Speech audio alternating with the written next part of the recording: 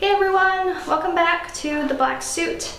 In today's video, I want to talk about networking during the holidays.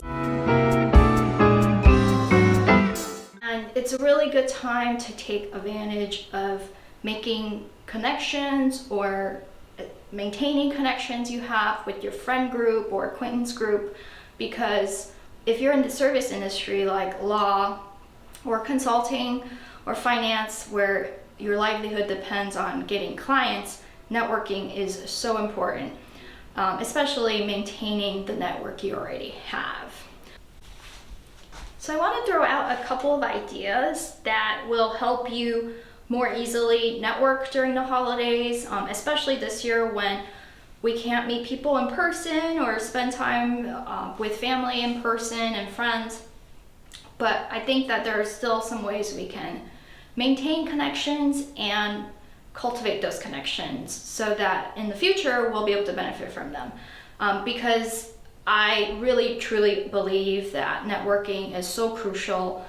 It has helped me tremendously. It has helped me land interviews for jobs where I would have not gotten a chance to interview had it not been for the connections I had.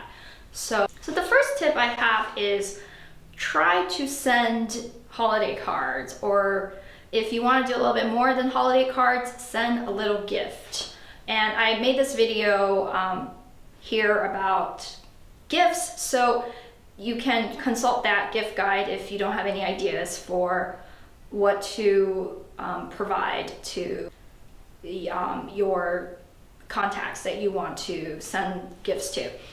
So holiday cards are low effort, but I think they can be high yield depending on how personal you make those cards. I think sending holiday cards is a nice way to remind people in your network that you're thinking about them and to update them on what's going on with you. It's really just a friendly, but again, lighthearted way to keep connections going throughout the years, because it's really hard to keep in touch by phone because it's more high effort. But a holiday card is just very easy to do, especially this year because we can't see people in person. So I recommend that. My second recommendation is to have virtual parties. And I was reminded of this from a clip from The Office. And I love watching The Office. Anyway, so that clip reminded me that holiday parties are a really good way to get together casually and kind of de-stress, right? And I know this year we're not in the office, so we can't have an office holiday party, but you can still break out those crazy dance moves like in that clip and do a virtual holiday party. I know there are some platforms that allow you to have parties with multiple people joining in virtually. Like for example, Netflix I think has this thing called Netflix House Party, or now it's called Teleparty, not to be confused with Teletubbies. I know it's hard to resist. Anyway, Teleparty, I'll put the link down in the description box, so if you want to check that out. That's a great way to, I think, watch a movie with other people and stay connected. And then there are other platforms, which I'll try to link some of those down below too, that will allow you to do sort of a virtual party type thing, beyond just using Google Meet or Zoom. Like for example, there's some, and I participated in a virtual get-together where we play games and everybody gets to participate, everybody takes turns.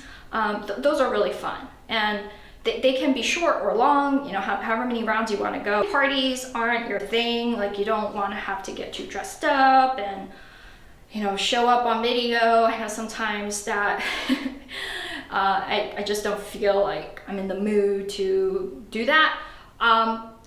The least you can do this time of the year to still preserve your connections and nurture those connections is update your social media. Social media, especially LinkedIn, seems to have become more popular than ever because we can't see people in person, but we still need to maintain those connections, because when COVID is over and we're all back in the office, things will go back to the way they were before pandemic, and you'll want to have those connections ready to go and to be able to use them. So update your social media, just send a quick shout out to people that you know, and just say, Merry Christmas or Happy Holidays. It doesn't have to be a lot. A little goes a long way. And the last quick tip I want to throw out there relates back to the holiday cards. To the extent that you can personalize them, you should. Again, back to my topic about updating social media. Look through your social media, see if people have updates that you can reference in your holiday cards. For example, somebody has been promoted to a higher position, mention that, congratulate them on that in your holiday card, or any personal happenings in people's lives. Be sure to comment and say congratulations or whatever is applicable in your situation, because I think customized holiday cards will get you more bang for your buck. People will feel like you really care. So customizing helps. It'll make your card more memorable, and that will make your connection with that recipient of the card even stronger. So those are my quick tips for networking during the holidays. Very important to keep in mind that don't give up on networking right now, and the holiday is the perfect time to reboot your networking efforts and strengthen them if you've been neglecting them this year because you've been stuck at home. The holidays really lend themselves to getting in touch with people and fostering new relationships and nurturing old relationships, because again, it is very important to network. I just can't stress that enough. So I hope these tips were helpful. Please give the thumbs up button a push if you like this video, and please feel free to comment below if you want to see any particular content from this channel, or if you have any follow-up questions, or feel free to share networking tips that you found helpful. Thank you for watching this video. I hope you enjoyed it, and I'll see you in the next one.